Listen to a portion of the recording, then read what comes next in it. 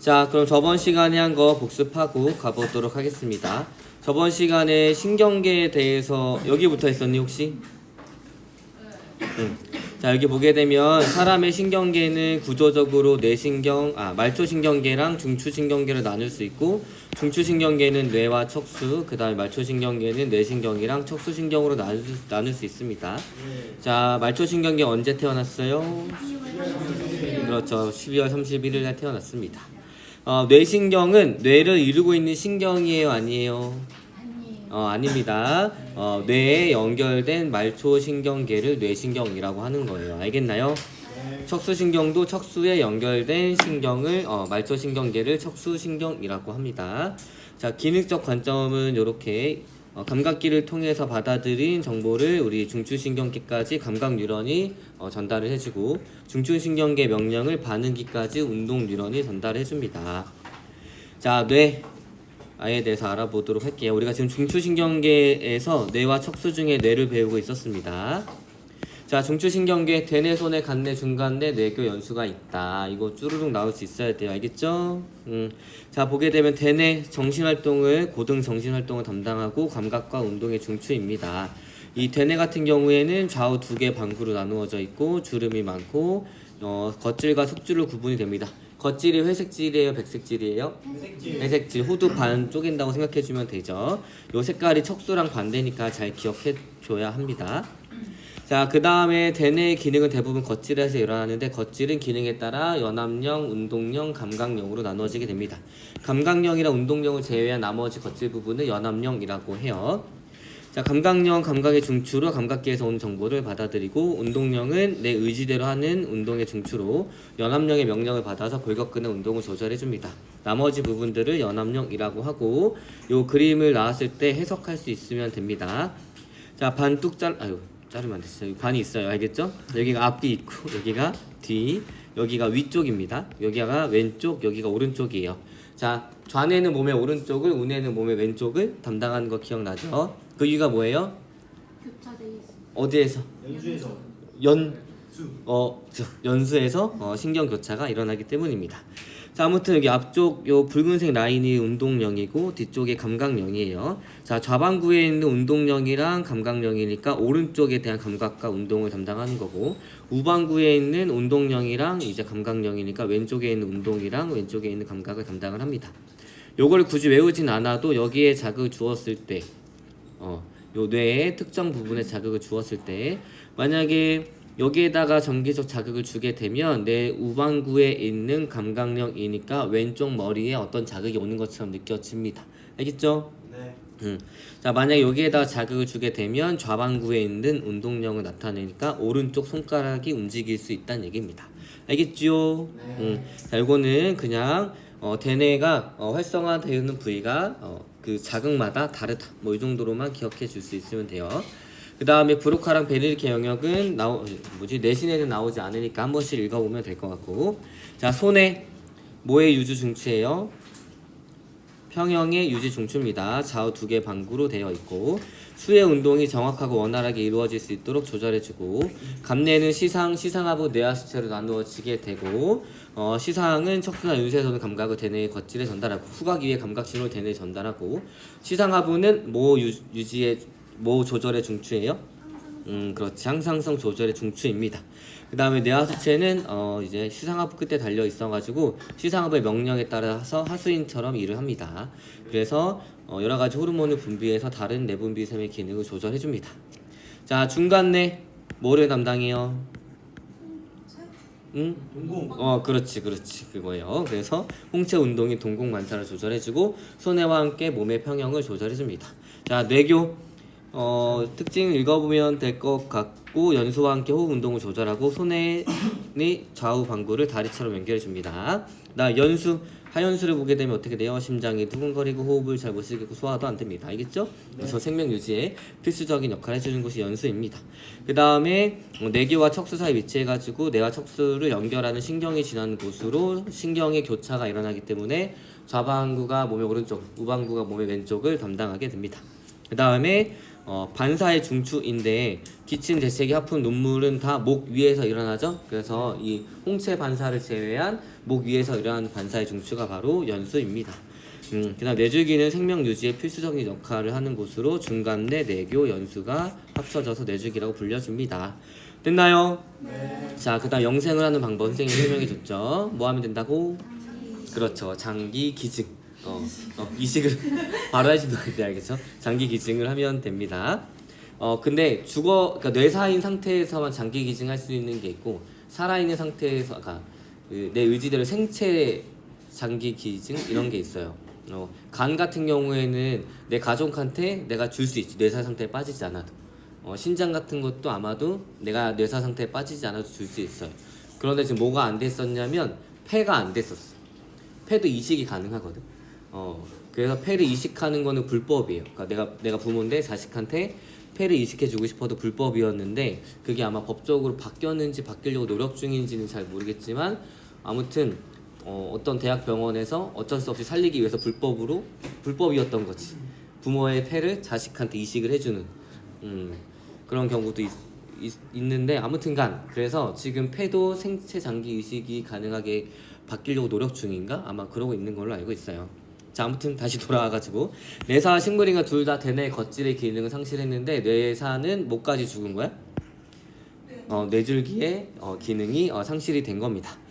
그래서 뇌줄기가 뭐뭐가 포함되어 있었지? 위에서부터 중간. 자, 다시 돌아와서 뇌줄기는 중간뇌. 그래서 동공 확인한다고 그랬잖아요. 그래서 중간뇌, 그 다음에 내교, 그 다음에 연수입니다.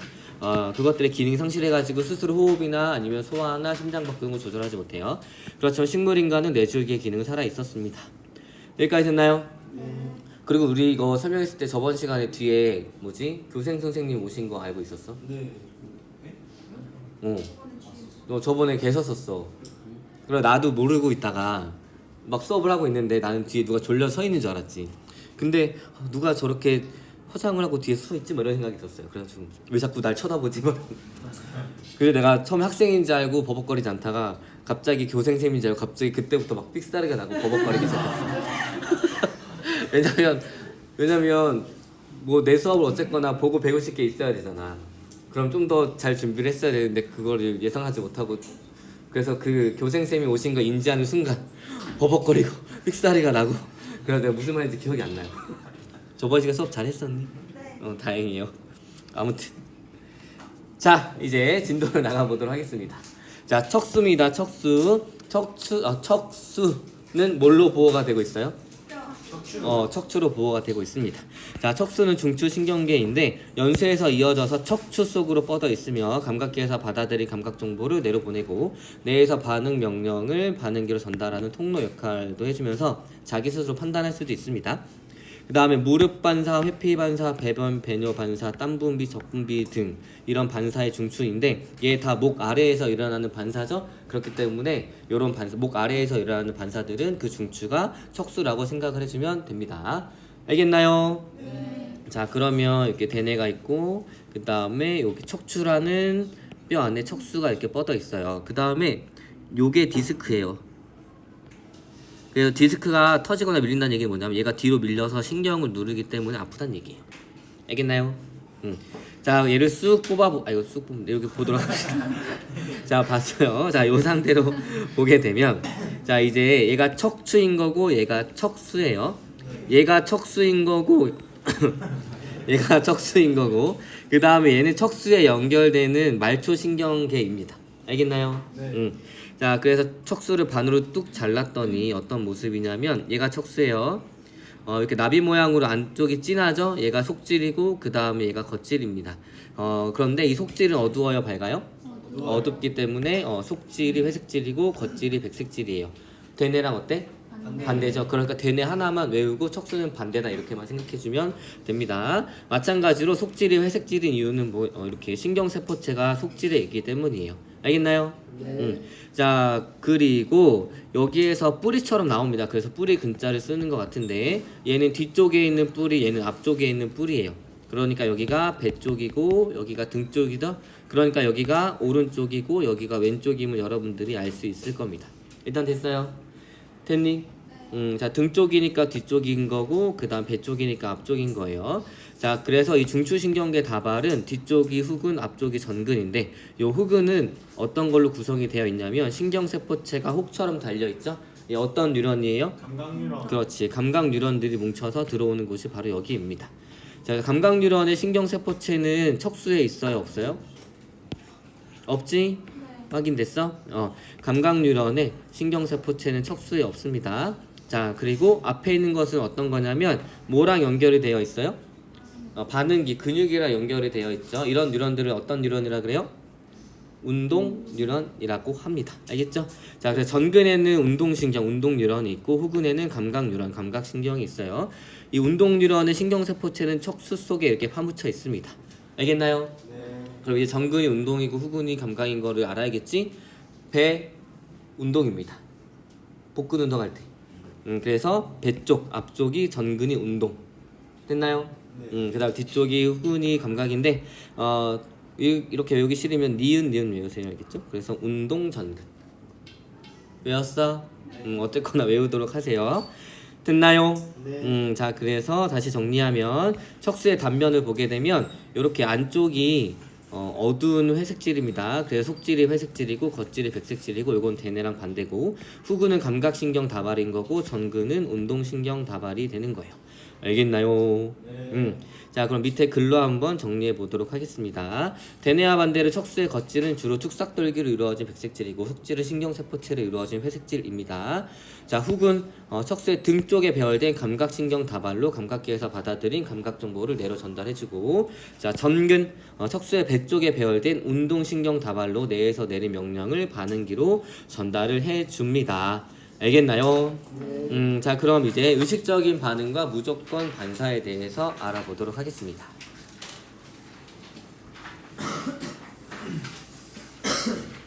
다 폈니? 자, 그러면 의식적인 반응과 무조건 반사. 의식적이라고 하는 것은 이 뇌의 어느 부분이 관여하는 걸까? 네네. 그렇지. 내가 의식한다는 것은 대뇌가 관여하는 겁니다.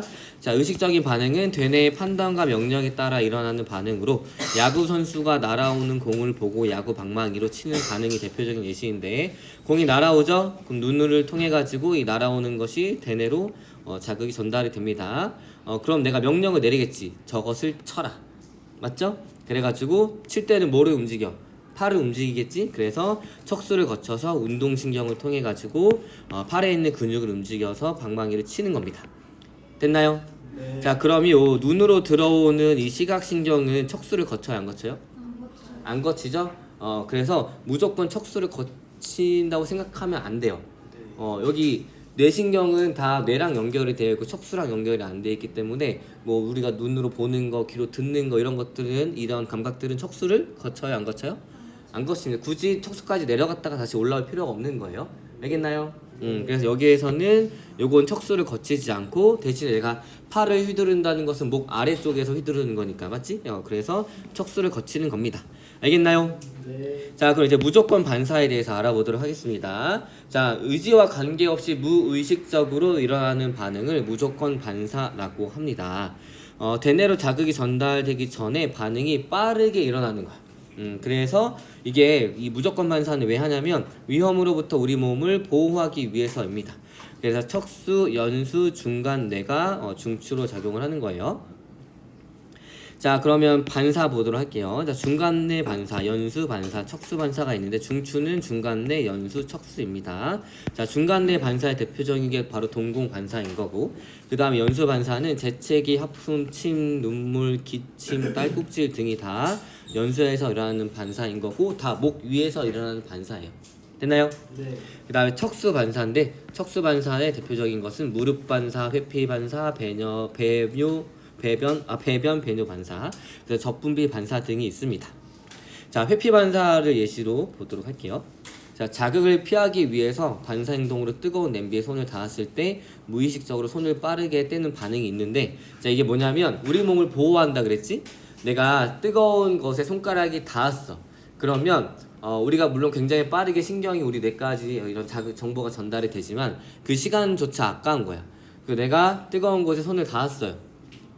닿았어. 그러면 내가 뜨겁네, 뜨겁다 이제 손을 떼야지 하고 떼는 거지.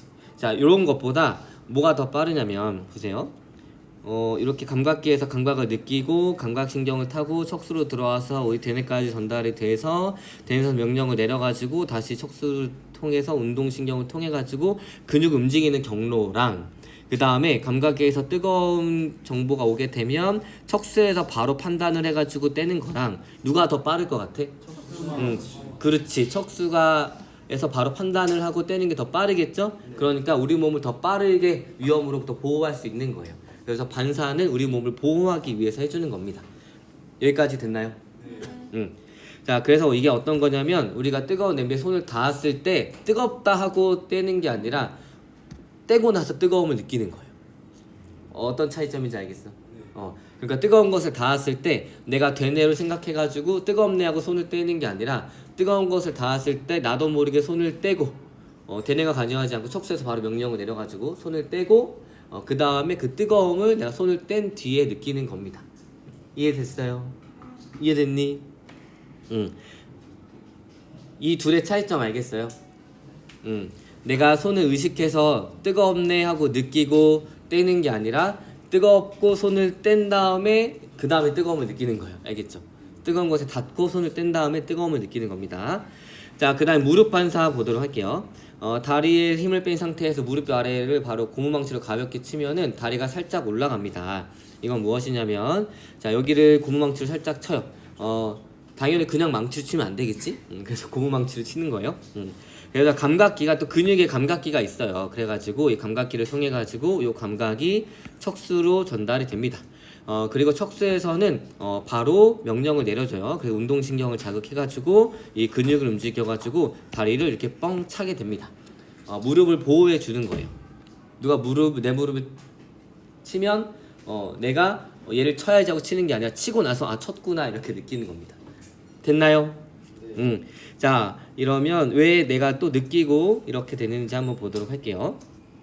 자, 내가 방금 선생님이 설명했을 때 여기에서는 뜨거운 것에 닿았을 때 떼고 나서 뜨거움을 느낀다 그랬죠? 그 경로에 대해서도 같이 설명해 보도록 하겠습니다. 자, 일단 의식적인 반응 경로랑 척수 반사 경로에 대해서 한번 알아보도록 할게요. 자, 의식적이라고 하는 것은 뭐가 관여하는 거예요?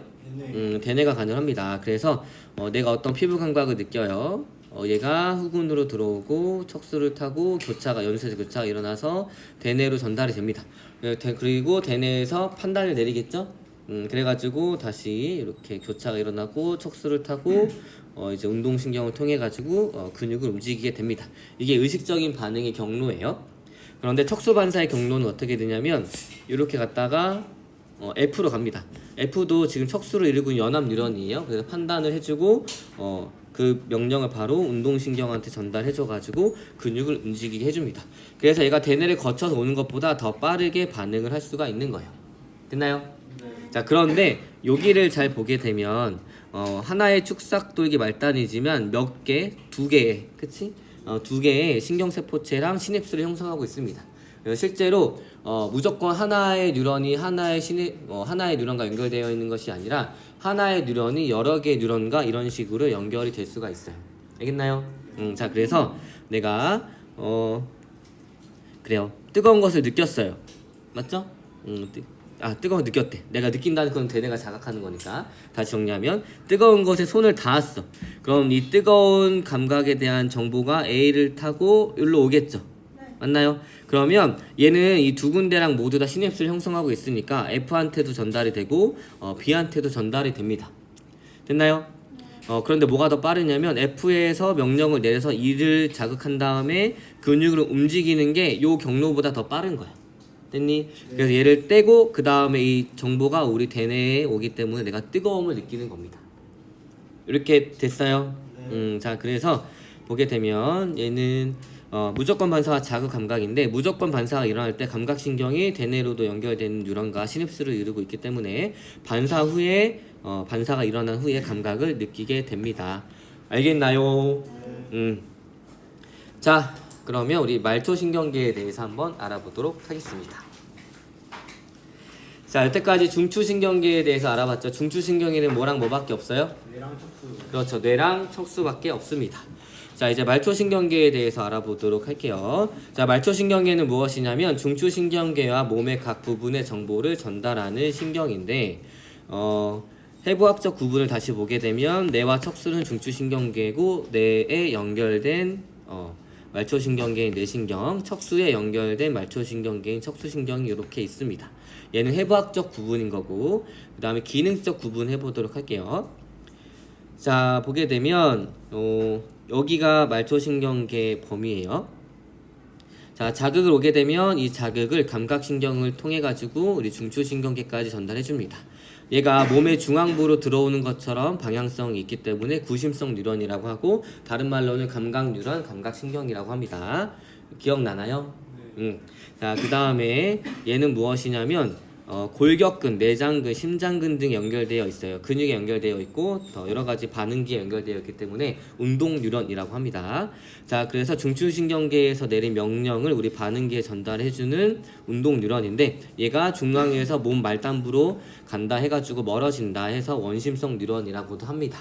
됐나요? 네. 자, 이 원심성 뉴런, 운동 뉴런은 크게 두 가지로 나누어지게 되는데 체성신경계랑 자율신경계 이 두 가지로 나누어지게 되고 이 체성신경계가 연결된 곳이 골격근이죠. 그러면 이 골격근, 내장근, 심장근 중에 내 의지대로 할 수 있는 곳은 어디예요?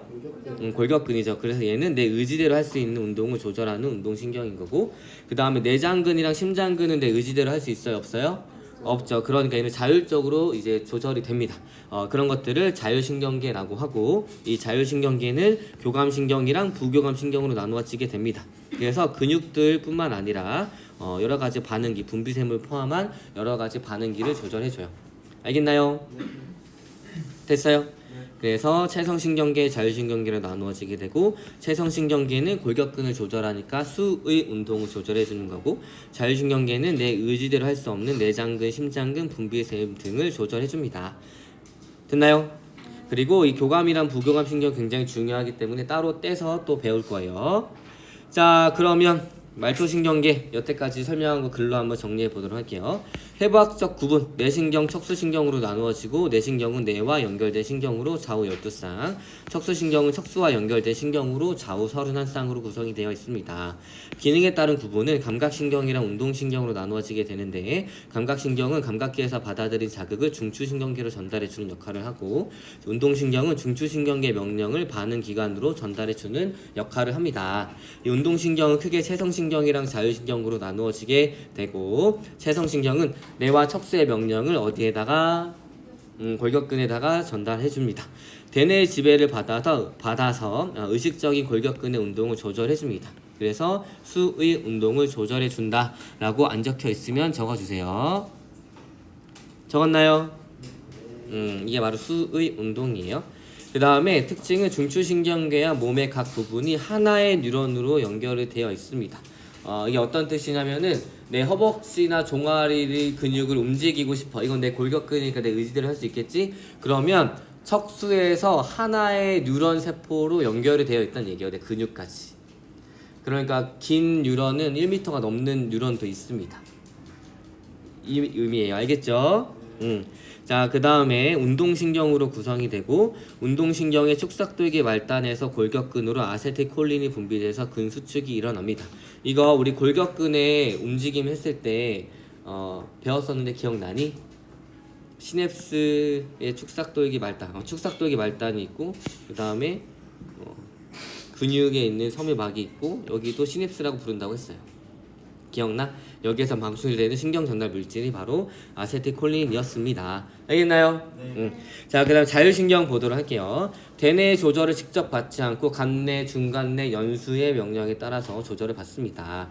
운동신경으로만 구성이 되고 주로 내장기관, 혈관, 분비샘 등의 분포가 되어 있고 얘는 이 체성신경과 다르게 두 개의 뉴런으로 구성이 되어 있습니다. 그래서 시냅스가 있어요. 이 자율신경에 있는 시냅스를 신경설이라고 이제 바꿔서 부를 겁니다. 알겠나요? 네.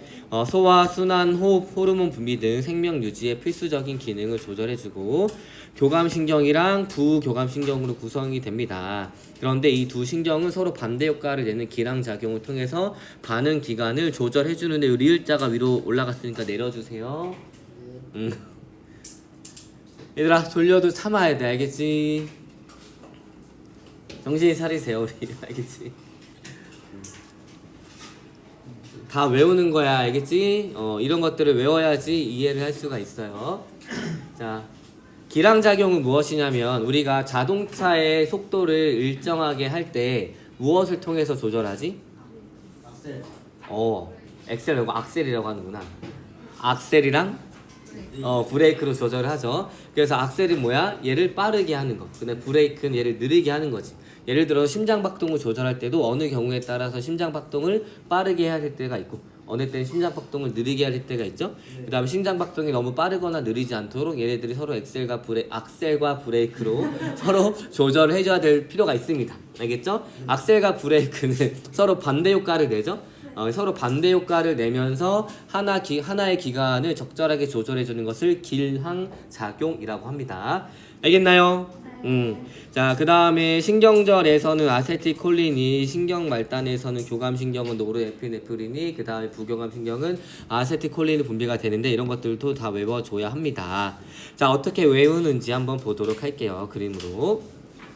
됐니? 자, 이제 체성신경이랑 자율신경계를 비교해 보도록 하겠습니다.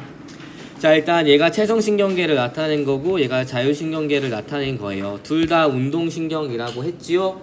자, 아까 선생님이 척수의 구조 했을 때 운동신경에 이 신경세포체가 어디 속에 들어있다 그랬어? 척수 속에 들어있다고 했지? 물론 척수를 포함한 중추신경계 속에 들어있어요. 알겠니? 척수에만 들어있는 건 아니고 그래서 결국엔 중요한 내용 무엇이냐면 이 체성신경계랑 자율신경계에 있는 요런 신경세포체들이 중추신경계 안에 들어있다. 요거를 기억해 주면 됩니다. 자, 그럼 체성신경계부터 알아보도록 할게요. 체성신경계는 하나의 뉴런으로 구성이 되어 있고 마리집이 있습니다. 그 다음에 골격근에 연결이 되어 있어요. 그래서 이 체성신경계에 축삭돌기 말단에서는 아세틸콜린이라는 신경 전달 물질이 방출이 됩니다. 얘가 방출이 되게 되면 골격근이 수축을 하게 되는 거예요. 알겠나요? 그래서 얘가 오게 되면 이완되는 게 아니라 수축이 되는 겁니다. 알겠지요? 자, 그 다음에 이제 자율신경계를 보도록 할게요. 자율신경계는 교감신경이랑 부교감신경으로 나누어지게 되고 얘네들은 두 개의 뉴런으로 연결이 되어 있습니다. 됐나요? 네. 그 다음에 이 시냅스를 이제부터 우리 신경철이라고 부를 거예요. 그래서 얘가 신경철이고 방향성을 따지면 이런 식으로 자극이 정보가 전달이 되기 때문에 이 신경절 왼쪽에 있는 거 있죠? 얘를 신경절 이전 뉴런이라고 하고 얘를 신경절 이후 뉴런이라고 합니다. 그래서 얘네들을 신경절 이전 뉴런, 얘네들을 신경절 이후 뉴런이라고 하는 거예요. 됐나요? 자, 보게 되면 일단 신경 전달 물질이 신경절에서는 다 아세틸콜린입니다. 그 다음에 부교감신경의 신경절 이후 뉴런에서도 아세틸콜린이에요. 뭐만 다르냐면 교감신경의 신경절 이후 뉴런의 축삭돌기 말단에서만 노르에피네프린이고 나머지는 다 아세틸콜린입니다. 알겠나요? 네. 이렇게 신경 전달 물질이 무엇이 나오는지도 외워줘야 하는데 뭐만 다르다? 교감신경의 신경절 이후 뉴런에서만 노르에피네프린이고 나머지는 다 아세틸콜린이다. 이렇게 외워주면 됩니다. 됐나요? 네. 자, 그러면 요 그림을 보고 뭐가 교감이고 뭐가 부교감인지 뭘로 구분해야 되냐면 교감신경은 신경절 이전 뉴런이 신경절 이후 뉴런보다 짧아요. 그런데 부교감신경은 신경절 이전 뉴런이 신경절 이후 뉴런보다 깁니다. 그래서 어떻게 외우냐면 교감 짧아요. 교감 길어요. 외웠지? 자, 그래서 신경절 이전 뉴런이 짧은 게 뭐라고? 그렇지. 이렇게 외우는 거야. 속으로라도 대답해야 돼. 알겠지? 그 다음에 신경절 이전 뉴런이 긴 게 뭐라고? 그래, 여러분들 이미 다 외운 거예요. 그래서 이 길이만 보더라도 여러분들이 뭐가 교감이고 뭐가 부교감인지 알 수 있어야 됩니다. 알겠나요?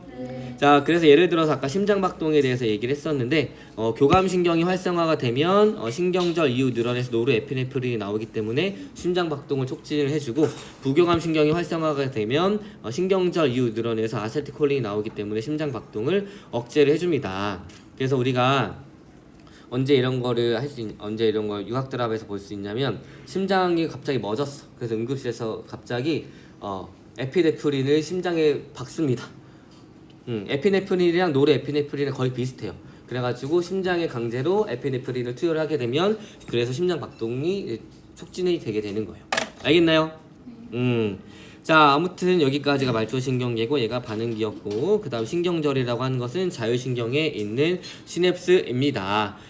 됐나요? 네. 자, 그러면 이제 교감신경과 부교감신경에 대해서 본격적으로 알아보도록 하겠습니다. 알겠죠? 네. 여기까지만 할게요. 여기까지만 구조만. 알겠지? 자, 구조. 방금 나 설명한 거 글로 정리하는 거예요. 자, 교감, 부교감 둘 다 두 개의 뉴런으로 구성이 되어 있기 때문에 시냅스가 있고 이 시냅스를 신경절이라고 합니다. 그런데 교감, 부교감 중에 신경절 이전 뉴런이 짧은 게 뭐야? 교감. 그 다음에 신경절 이후 뉴런이 긴 거는? 그렇죠. 이 내용의 구조를 다 외웠어요. 그 다음에 신경 전달 물질은 뭐만 기억해? 뭐만 특별하게 기억해주면 나머지 쉽게 외울 수 있어요. 교감신경이 신경절 이후 그렇지. 교감신경의 신경절 이후 뉴런에서만 노르에피네프린이고 나머지 것들은 다 뭐예요? 아세틸콜린입니다. 자, 혹시 오늘 여기까지 할 건데 질문 있나요? 없어요? 이제 앞으로 나오게 될 모든 내용들은 다 암기예요. 알겠죠? 그러니까 미리미리 잘 외워두면 됩니다. 고생했어요.